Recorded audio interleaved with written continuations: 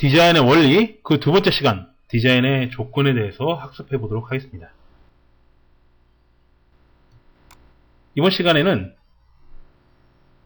굿 디자인의 직접 조건, 그리고 디자인에 영향을 미치는 간접 조건들, 그리고 기타 디자인에서 고려되어야 하는 그런 조건들에 대해서 학습할 텐데요.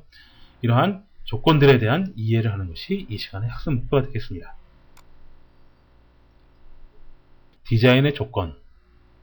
일반적으로 디자인의 조건이라 하면 좋은 디자인이 되기 위한 그런 요인들, 그런 요소들을 디자인의 조건이라고 이렇게 생각을 하시면 되겠습니다. 그것은 이제 직접 조건이다 이렇게 해도 말씀을 드릴 수가 있겠는데요. 좋은 디자인이 되기 위한 첫 번째 조건, 함목적성이 되겠습니다. 디자인 결과물이 초기에 의도한 목적과 부합을 해야 된다는 것이죠. 그리고 디자인 되어진 결과물이 추구하고자 하는 효용 가치, 기능을 잘 만족시켜줘야 되는, 충족시켜줘야 된다라는 그러한 조건이 바로 함목적성이다 이렇게 말씀을 드릴 수가 있습니다. 그 다음에 굿 디자인이 되기 위한 두 번째 조건으로서는 신미성, 아름다움이죠.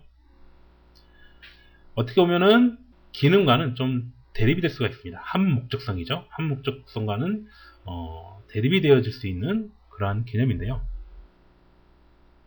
이 신미성에는 시대성, 국제성, 민족성, 사회성, 개성 등이 복합적으로 반영이 되어질 수 있다 이렇게 말씀드릴 수가 있고요.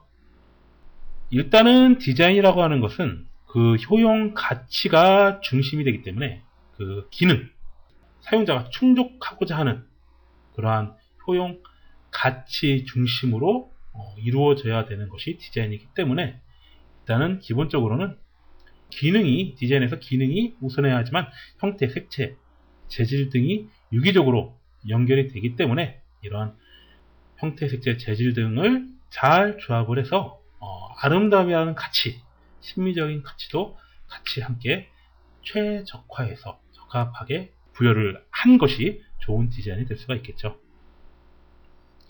신미성이라는 것은 참 인간의 욕구, 기본적인 욕구를 충족시키고 생활을 보다 풍요롭게 하는 조건의 하나가 될 수가 있습니다.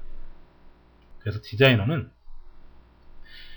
주관성이라고 할 수 있는 신미성, 객관성이라고 할 수 있는 함목적성, 기능, 이 어느 한편에도 치우치지 않고 균형 감각을 유지하는 가운데에서 창조적인 아름다움을 잘 표현해내야 되는 것이 또한 해야 될 일이라 말씀드릴 수 있겠죠. 다음에 좋은 디자인의 조건은 경제성입니다. 대부분 디자인 되어지는 제품은 근대 이후로는 대부분 대량 생산을 많이 하는 제품들입니다. 그렇기 때문에 최소의 자원으로 최대의 가치를 이끌어내는 것, 바로 효율성이 되겠죠. 최소의 투자로 최대의 효과를 얻는 것, 이런 경제적인 개념이 디자인에도 반영이 돼야지 좋은 디자인이 될 수 있다 이렇게 말씀드릴 수가 있습니다.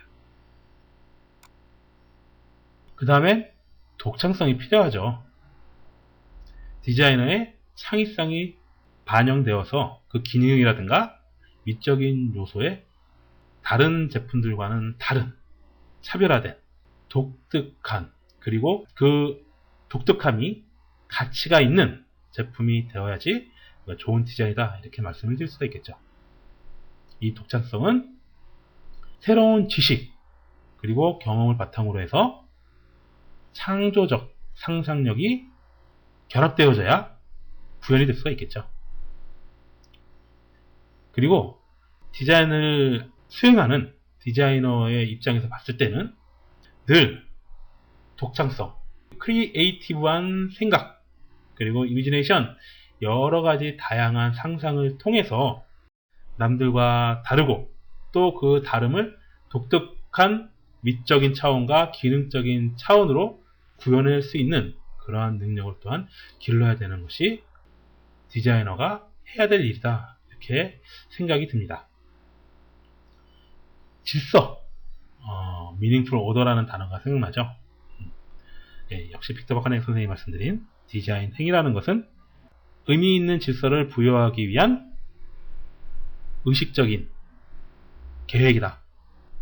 이렇게 말씀을 드렸었죠.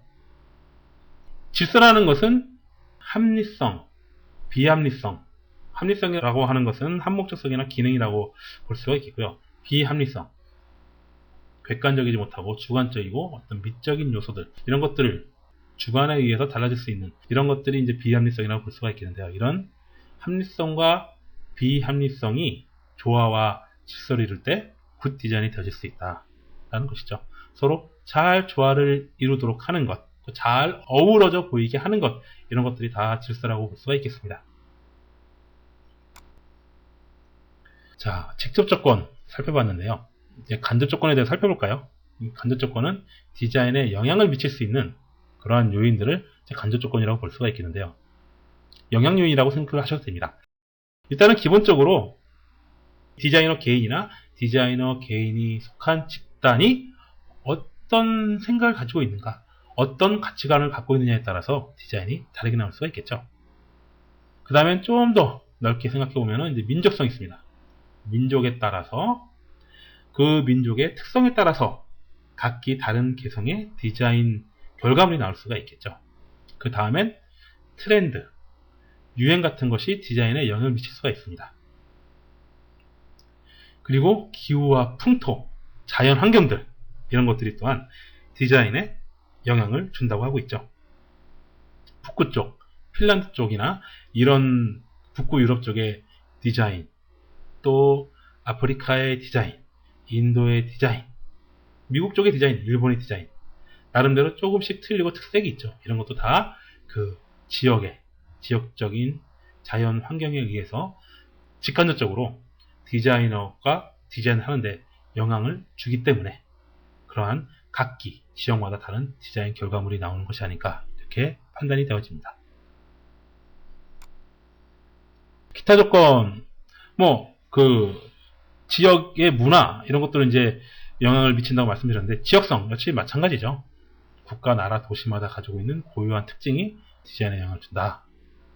그렇기 때문에 어떤 특정한 지역에 해당되는, 그러한 어떤 특정한 지역에 국한되는 디자인을 도출할 때는 그 지역 상황을 이해를 하고 그 특성에 적합하도록 디자인을 고려해서 결과물을 도출해내야 된다. 이렇게 말씀드릴 수가 있습니다. 그 다음에 친환경성, 친자연성, 자연환경의 보존, 보호에 대한 고려가 되어져야 된다는 것이죠. 특히 요즘에 이제 녹색성장, 친환경에 대한 관심이 고조가 되고 있는데요. 이것은 의무적으로 또 해야 되는 그런 부분들이 강화가 되어지고 있기 때문에 당연히 앞으로는 고려해야 될 사항이 아니라 꼭 해야만 하는 그런 사항들이 되어져 가고 있습니다. 친환경은 어떻게 보면은 디자인이라는 것이 대량 생산을 해서 대량 소비가 이루어지는 사회에 있어서의 한 구성 요인, 그러한 사회를 지탱해주는 한 요인으로 작용을 하는 그런 부분도 있기 때문에 디자이너가 먼저 기업의 이윤만 따질 것이 아니라 전반적으로 사람이 살아가는 이 환경에 대한 고려를 같이 해주지 않으면 이 사회는 기업의 이윤에 따라서, 기업이 추구하는 그런 가치 기준에 따라서 다른 제반 모든 조건들이 무시가 될 수 있는 그런 상황이 될 수가 있습니다. 디자이너는 소명의식, 나름대로의 가치관을 가지고 기업의 이윤뿐만이 아니라 내가 디자인하는 제품이 환경에 해를 끼치지 않고, 환경에 해악이 되지 않고 환경을 보호하고 보존시키고 사람이 살아가는 데 있어서 환경과의 관계를 한번 생각해보고 또한 환경을 보다 개선시킬 수 있는 그러한 요소들을 적용시키는 그런 방법을 늘상 고민하고 고려해야지만 되는 것이 아닌가, 이런 생각이 듭니다. 기업이 추구하는 것은 기본적으로 이익입니다. 그렇기 때문에 기업의 이익이 모든 것의 기준이 되다 보면 장기적인 관점에서의 사람의 삶, 인류의 행복 증진보다는 단기적인 환경이 좀 파괴되더라도 기업에게 이익이 될 수 있는 그러한 일부터 먼저 행할 수가 있게 되겠죠. 그렇기 때문에 계속 이제 반복적인 말씀을 드리게 되는데, 디자이너는 환경에 대한 경각심, 그리고 환경에 대한 다각적인 고려를 통해서 디자인 결과물이 장기적인 측면에서 인류의 삶을 개선하는, 그리고 그러한 삶의 질 향상이 환경의 보존, 이 환경의 개선으로부터 시작이 된다라는 그런 의식을 가지고 늘 친환경, 친자연, 그린 인바이러먼트를 고민하면서, 고려하면서 디자인을 해나가야 될 것입니다. 그리고 문화성이라는 것이 있죠. 여러 세대를 거치면서 형태가 보다 나아지고 사용성이 개선되어지면서 점차점차 점진적으로 나은 제품이 나오고, 또 그러한 점진적인 발전이 하나의 문화로서 그 개인이 소속된 문화 집단에 서로 나눌 수 있는, 공유할 수 있는 가치로서의 문화성이 부여될 수가 있겠죠. 그리고 이미 부여가 된 그런 문화성을 고려해 가면서 새로 개발되어질 디자인도 해나가야 될 것이다 라는 것이 이제 문화성이다, 이렇게 볼 수가 있겠습니다. 자, 이번 시간에는 디자인의 조건에 대해서 살펴봤었죠. 일단 직접 조건, 좋은 디자인이 되기 위해서 갖추어야 될 요건들 5가지 정도 살펴봤었는데요. 한목적성, 기능, 효용가치에 부합해야 된다 라는 한목적성, 그리고 신미성, 아름다움, 미적인 가치를 지녀야 된다 라는 신미성, 경제성, 최소의 투자로, 최소의 자원으로 최대의 효과, 최대의 효용가치를 창출해내야 된다. 다르게 또 얘기한다 그러면 자원을 효율적으로 쓰고, 또한 그걸 만들어내는 과정을 효율적으로 개선시킴으로 해서 최소의 비용으로 소비자가 제품을 사용할 수 있도록, 저렴한 가격으로 효용가치를 달성할 수 있도록, 저렴한 비용으로 효용가치를 달성할 수 있도록 해줘야 되는, 이런 것도 이제 경제성이라고 볼 수 있겠죠. 기업 측면, 소비자 측면, 경제성이라는 측면은 둘로 이렇게 따로따로 나눠볼 필요가 있을 것 같습니다. 기업 측면에서는 가장 적은 자원, 가장 적은 프로세스로 이익을 극대화시킬 수 있는 제품을 창출해내는 것, 그것이 이제 경제성이라고 볼 수 있겠고요. 그리고 소비자 측면에서는 적은 비용을 들이고 자기가 추구하고자 하는, 자기가 얻고자 하는 최대의 가치를 얻는 것, 이것이 이제 경제성이라고 볼 수 있겠죠. 자, 그리고 독자성에 대해서 말씀드렸습니다. 디퍼런시에이션, 디자인의 가치이기도 합니다. 남과 달라야지 그것이 비로소 가치를 갖게 되죠. 그리고 이러한 독창성을 통해서 소비자 또한 제품에 대한 만족도, 가치를 더 느낄 수가 있게 되겠죠. 디자이너 또한 이러한 독창성이 인정받음으로 인해서 자신이 좀 더 발전할 수 있는 계기가 될 수 있다고 생각을 합니다. 그 다음에 질서가 필요하다. 합리성과 비합리성 간의 조화, 이 질서죠. 이 합리성, 한목적성, 기능, 그리고 비합리성, 신미성, 미적인 가치들, 이것도 이제 비합리성이라고 볼 수 있겠는데, 이런 것들이 서로 잘 조화가 되어져야 한다라는 것이 질서의 의미다라고 생각하시면 되겠습니다. 그리고 간접 조건, 디자인에 영향을 주는 그런 요인들 살펴봤었죠. 어떤 디자이너나 그 디자이너가 속한 그 디자인 집단이 어떤 생각을 갖고 있느냐, 혹은 그 디자이너나 디자인 집단이 속한 사회가 어떤 가치관을 갖고 있느냐에 따라서 디자인이 달라질 수 있다. 그리고 민족성에 의해서도 달라질 수 있겠고, 그 상황, 그 시점에서 유행하고 있는, 트렌드가 되고 있는 것이 무엇이냐에 따라서 디자인이 달라질 수가 또 있겠죠. 그리고 지역적인 특성들, 기후나 풍토 등에 의해서도 디자인이 달라질 수가 있습니다. 이런 것들이 이제 간접 조건이 되겠고요. 또 간접 조건과도 유사하게 매칭되는 부분이 있긴 한데, 또 다른 그런 조건들 보면은 기후 풍토까지 다 포함될 수 있는, 기후 풍토라든가 그 나라, 지역, 도시의 특성들, 이런 것들이 반영이 되어져야 한다라고 하는 지역성, 그리고 날로 문제가 되고 있는 공해와 지구 환경의 파괴, 이런 것들을 감소시키고 지구 환경을 보호하는 측면에 고려가 되어져야 되겠다라는 친환경성, 그리고 그 사회 집단의 고유한 특성들, 이런 것들이 고려가 되어지고 또한 반영이 되어져야 되겠다라는 것이 문화성이다, 이렇게 말씀을 드렸었죠. 이렇게 2교시 디자인의 조건에 대해서 살펴봤고요.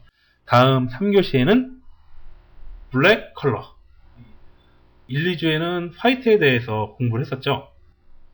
3주, 4주, 5주에는 블랙 컬러를 활용한 사례를 매 3교시에 살펴보도록 하겠습니다. 그럼 또 잠시 쉬고 3교시 검정의 활용 사례를 같이 한번 살펴보도록 합시다. 잠시 후에 뵙도록 하죠.